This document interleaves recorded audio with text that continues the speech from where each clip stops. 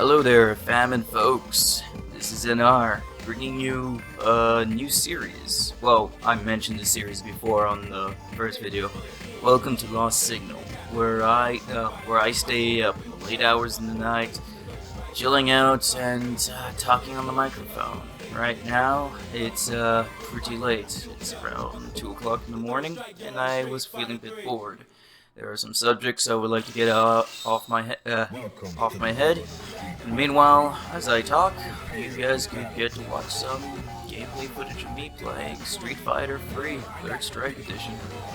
I'm actually playing the Fightimg version, and couldn't find anyone online, so I decided to brush it up. And the game, to be honest, how could I say about this game? Yeah, man, this game brings me back when I used to go to the arcades and we used to see this game. My main was mostly Ken, but I don't know. I really liked playing Alex, but I wasn't really so good. I found him a little bit too slow for my taste. But yeah, this game, I feel that this game hasn't really, I don't know. I wouldn't say it aged well. I wouldn't say that it didn't age well. Like, the mechanics are good, it's fluent. It's just, I don't know, it's kind of lacking a, I don't know. Maybe I'm just getting spoiled by playing the new generation of fighting games nowadays. That I'm completely used to, just like Street Fighter 4 or 5, and like, you know, all these other games, seeing more refined mechanics, fresher moves, and controls being more slick and smooth. But yeah, it's something else. But it's still fun to play. Just for the characters, to be honest, the characters are the thing that made this game. When I did, like I said, I didn't play this game in the 90s. Not at all. I played this when I was played this game when I was in high school. Around 2007, all the way to 2010, until like they removed the game from the arcades, because arcade games get switched around a lot, and sometimes arcade owners need to either sell games that are not doing as well, or just trade them out for other arcade machines, but might be a little bit more people's alley. Sorry, folks, I'm stuttering. No Signal is completely unscripted, like the majority of things I do. Yeah, I bet it's a little bit annoying for you guys. But yeah, yeah, like I was saying, yeah, this game, I remember playing in the arcades when I was younger and stuff like that. It was the go-to game until Street Fighter 4 came around, and then it just got kind of less popularity. There were some people who were extremely good at this game, to the point where if these so-called pro players came around and they saw someone playing the game, they would automatically go up to the machine, put their tokens in, and beat the snot out of you so they could just play the game. And to believe it or not, there are rules. There are unspoken rules and etiquette in arcades. So the first rule is, if you are playing a fighting game, and someone wants to challenge you, you ask. Like, that's actually just one thing. You ask if you want to challenge, and if the person says no, you just wait till they finish their game in arcade mode. And usually that doesn't really last long, because arcade mode is fairly quick. It is a fairly quick endeavor, and majority of the time, if he's a casual, he will beat the boss, and if he's a pro player, he'll beat the boss. No, I mean, if he was a casual, he most likely will lose to the boss. And the thing is that the player who's playing arcade mode has to abide these rules as well. So if he wins or loses, he passes it on to the next guy. But but if a person accepts a challenge, you place your token right onto the arcade machine. and no, you put your tokens in. Sorry, sorry, I'm messing up. Like I said, you put your tokens in. You put your tokens in. You play a game, and see if you win or lose. And if there's another guy behind you who wants to be in on the challenge, that guy has to place a token on the machine representing that he's next. So that's a sign saying, "Hey, guy, after him, let me fight." And you have to respect those rules. So there was this guy who was pretty good at fighting games. He came by usually to play Street Fighter 4 Arcade, Capcom vs. Tekken 2, Capcom vs. SNK 2, and Street Fighter 3. He had a lot of free time on his hands. So I remember I'm playing Street Fighter 3. I'm getting used to the mechanics. I'm playing Ken. So far, I kind of start learning moves online, and I'm just going my way. I'm like I said, I'm not a pro at this game. I'm humming. I'm stuttering, humming. I'm starting to sound like Jeff Goldblum.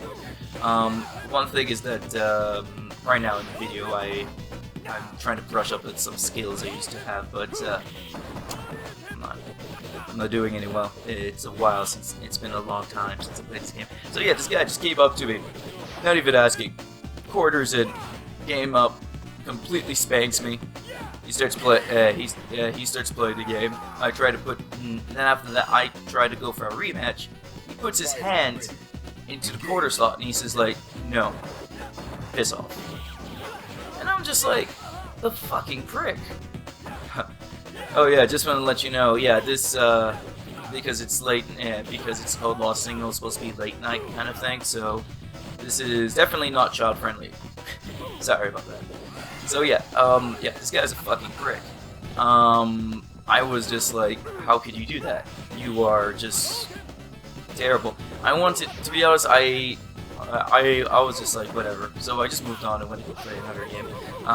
Then after I played Capcom vs. SNK, I was doing pretty well at that. I'm actually pretty good at Capcom vs. SNK too. I'm doing well at that. I got my A groove going. I got Team Blondie, what is a team of Ken, Rogel, and Terry Bogard. And also I like to call it Team Crimson because they all wear red. But yeah, it's I was playing that, and guess who shows up? Fucking Steel. Let's go get fucking No Manners Man. So I was just like, I see him again. He does the same thing, and then I was just like, "Are you serious?" And he just looks at me for a moment. He's like, literally looks at me. He's like, "What?" And I'm just like, whatever. I'm playing the game. And we're playing, and he's giving me a tough time. He mostly beats my team. Let's go a little footnote here in Capcom vs. SNK 2. You pick 3 characters and you go by. You pick 3 characters and you fight, and it goes by like a round robin kind of style thing. So it's a team fight. So he beats 2 of my characters. I beat one of his characters. Then I go to Rogel. And think about, if you are a King of Fighters fan, or if you know anything about Rogel. Rogel is a boss character. He's pretty powerful. And in Capcom vs. SNK 2, they like kind of nerfed him down a bit because he was ridiculous in King of Fighters. Like he had this really ridiculous kicking move called Genocide Cutter. It's a lot like Sonic Scythe for Nash in Street Fighter 5, but think about it. Just think 10 times more faster and 3 times the damage. So I beat his character, and then right after that he's coming at me, and I decided to do something. So the thing is that I could have just played the game as always, just like play the game as I normally play, but I decided to be scummy. Sorry. Like I said, yeah, I decided to be a little bit scummy. I decided I'm gonna spam. I'm just gonna keep doing the same move. What character was he playing? Yeah. Oh no, he was playing a grappler. So yeah, he was playing a grappler. He was playing a grappler. I think he was playing Raiden, and an SNK character. I don't even know where he's from. So every time he was coming at me, I would either genocide cutter or do a fireball, and I kept on doing that, and I kept on doing it. I kept on doing it. I kept on doing it, and then he actually says, "Are you?" He looks at me and says, "You're being really fucking serious." And I'm like, "I'm being pretty serious right now, mate." And then like he actually shoves me, and I'm like, "Oh god, this is not going good." So I keep doing. He shoves me just to get me out of my motion. He gets close to me, and then I pull a super and waste him. And then he actually shoves me, and he looks at me, and he says, "It's like you have no skill." And he's going to put his quarters in, he's going to put his tokens in, quarters, tokens, same thing. I knocked him out. I knocked him out of his hand, and then like he was going to get aggressive. Like the guy was going to get aggressive with me, but it was funny. I knocked his tokens out. Like all his tokens went all over the floor. And then he's just like he just got pissed. He was going to literally start going to try to break my face. Well, one thing for me, this is the thing. The guy was bigger than me. The guy was bigger than me. Like he was not only like okay, he was bigger in the sense that he would like he was a big guy. He was fat, but at the same time he had way more muscle mass. And during the time, I was a skeleton. I was skeleton thin. So I had no chance. So what I did was when he looked at his tokens on the floor and he looked at me, he looked like he was going to do something about it, and he steps forward. I took what little strength I have, I shoved him, and I dashed out the back door. And I don't know, man. Like one thing is that he may I did waste my tokens, but at the same time, this is the thing. The arcade was crowded during the time, so when I shoved him, his token went flying all over the place. People were picking up his stuff. So I don't know. I think he had around $10 worth of tokens, and I don't know. I only had like $4 worth. So yeah, I don't know.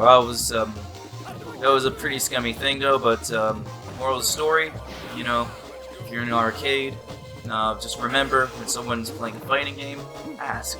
Always ask. Always ask if they want to go, and at the same time, just don't be a dick.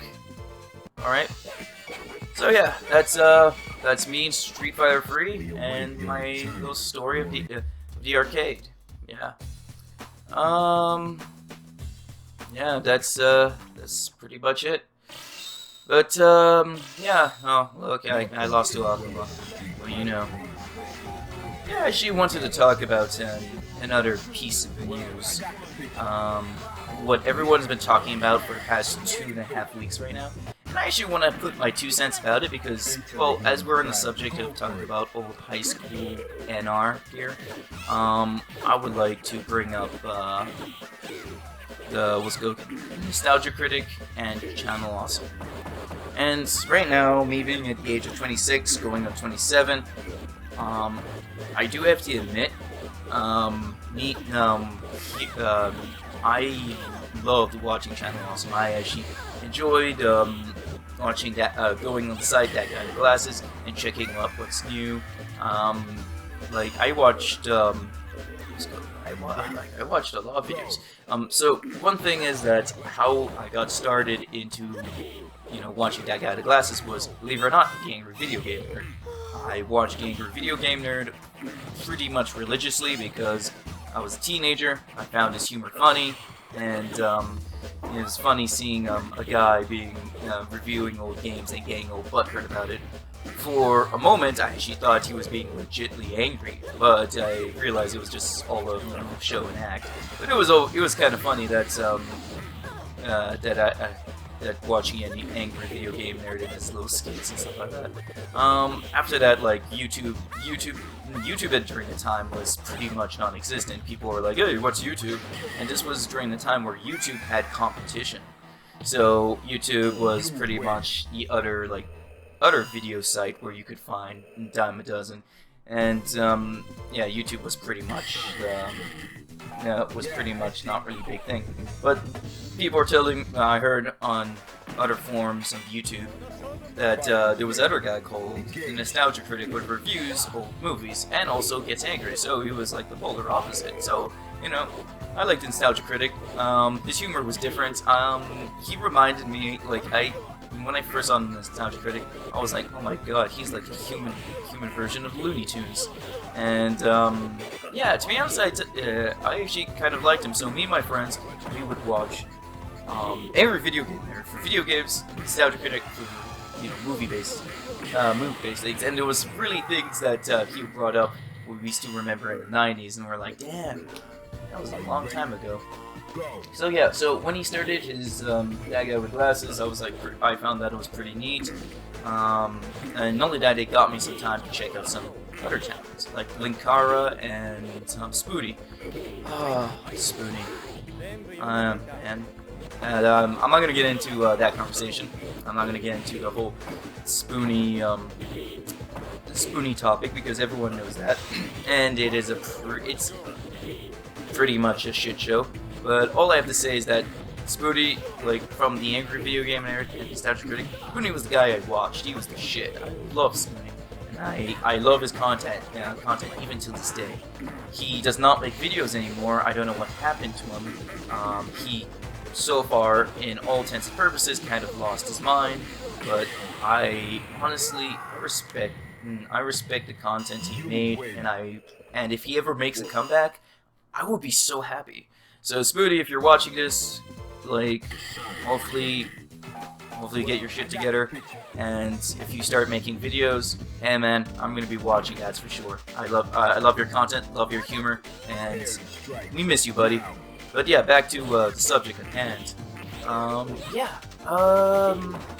So I watched them for a long time. I watched all of them. Like, well, not all of them. Like I said, it was Linkara, Nostalgia Critic, and Spoonie one, and I watched them pretty religiously, even during when I was in school, when I was in cooking school and stuff like that. And I remember during a time when I was in my internship, I even when I was working in a hotel, I would take out my on my break, I'd take out my phone, my iTouch, log into the Wi-Fi, and watch what they had. It was pretty sweet. And I knew that there was a bit of drama going on with them, and when you have a company, there's going to be drama. And to be honest, I'm always like, yeah, there's going to be drama. You're running a company, and when you're a bunch of people and stuff like that, you're going to have disagreements, you're going to have issues, all that jazz. So when this document came out, I read a bit of it. I watched the videos, and I was like, I wish this wasn't true. To be honest, that really ruined my day. When I read it, I was like, no. It ruined my day as much as Monaco just wrecked Q right there. Yeah, that's how much it ruined my day. I was like, yay, and I was like, oh no. It made me sad. It legitimately made me sad. Like, looking up, like, people not getting paid, people getting fired, no respect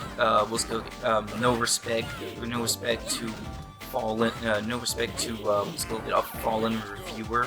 What is Juwario when he died? It wasn't there wasn't any respect for him. What was it? I think the CEO of Channel Awesome was like, no, we're not gonna pay any homage to him. We're not gonna do all that. It's just like, it was just ridiculous. And I was like, hey, hopefully Doug is not Doug Walker, the Nostalgia Critic, isn't isn't responsible. And then I was like, oh crap, yeah, his hands are dirty too. He his hands were dirty as well. And I just kept on reading, and I was just like, oh my god, this is horrible. It's kind of like going to going to your favorite burger place, and you enjoy eating those burgers, and you know, every time you go to the burger place you have fond memories of meeting neat people, eating good burgers, until you realize the burgers are made out of those good people you once met. So it was just like, oh god. Yeah. So right now, as the new stand for Doug Walker and Channel Awesome. Right now, Channel Awesome doesn't have the original reviewers as they did. I think there's only like a few people working there, but they're making it happen. Yeah, so far Doug Walker just posted saying that he worked at Channel Awesome, not still working, but worked at Channel. So that means either he left Channel Awesome, and no longer is going to be doing Nostalgia Critic anymore. Or maybe he's gonna do his own thing under his own name, but so far this is the end of Channel Awesome. Like you would think that it's just only like, you know, like small little scandals, but like it was the small scandals slowly becoming big scandals. Like a woman who needed surgery. After when she came back to work, I don't remember the name. I'm just giving you the abridged version of it. One of the secretaries came back from surgery. He fired her on the spot, and then they made her sign an agreement what would blacklist her on any video site. So her career is ruined. The whole transformation scene in Boldly Flee. Like, okay, I did watch Boldly Flee because, to be honest, I kind of got sick with Nostalgia Critics. Let's go again. Nostalgia Critics movies. I actually, like, after Kick-Ass, yeah, I was just like, yeah, this is just garbage. So I actually, this is something I read on the document, that it was kind of akin to a rape scene, and it made the nostalgic chick very uncomfortable doing it, and they wanted to confront Doug Walker and like, nope, we're doing it. So no criticism, not listening to your fellow colleagues, and just like doing it your way and not taking any criticism. That was good shit. So yeah, it was just really depressing time. Very depressing time that I actually had to sit down, read, and watch, and I unsubscribed because, to be honest, I can't support them just because what they did to these people. Some of, like, it's just pretty bad. And right now, I believe, like, the rest of the people who were on That Guy in the Glasses and Channel Awesome, I don't know what now, like, I bet right now I feel that they feel kind of, hopefully, where am I going with this? Seriously, I'm just like stuttering and so that I'm probably being distracted by my really crappy gameplay queue. Yeah, so I was saying, so far, hopefully the people who were working at That Guy with Glasses, hopefully they're doing well for themselves. Some of them started their own YouTube channel, and I'm willing to check those guys out because some of those guys are actually pretty upstanding, and I actually like their content. And some of them I won't because some of them I won't because, well, I'm not fond of them, or I just knew some extra drama that I found out. So yeah, that's essentially it. Channel Awesome's dead. Another good memory bites the dust, and yeah, you know, this all could have been prevented if Channel Awesome had Doug Walker and CEO, whoever that fuckboy's name is, I forgot his name, should have put in a hint of professionalism in their work. Yep. So moving on with that. Okay. So on to the next subject. Next subject is, well, me making upcoming videos. So far, we got Falke, the new Street Fighter character, Falke. So far, I saw her, and yeah, I was pretty excited when I saw her in her moveset. But then after that, I started watching some of her moveset, and I kind of, I don't know, I start losing interest in her. Essentially, if you guys didn't know, Falke is this character with a Joe staff, and she's able to channel psycho power into it, so she could shoot projectiles, do more damage, and so on and so forth. So right now, to be honest, when I saw her, I said to myself, yeah, she looked cool. And I actually was pretty happy that she was coming out. And then I started watching her a little bit more. I realized she's a little bit more stiff. She's a little bit slow. And she seems like a character that punishes rushdown characters and bigger characters. So, from the look at Falke, I should really have video footage of her right now. She's what's going on? She seems like a very punishing character.